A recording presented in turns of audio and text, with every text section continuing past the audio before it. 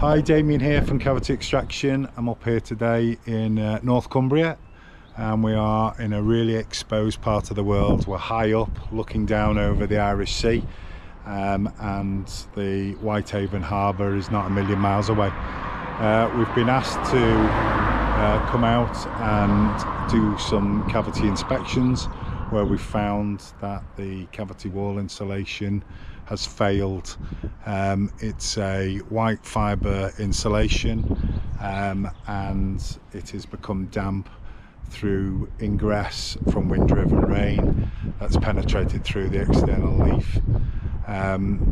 We've had another inspection further down, which is another fibre, a yellow fibre insulation, and that has also failed, probably due to maintenance, but wind-driven rain, for the situation where we are on the coast here, it's not surprising.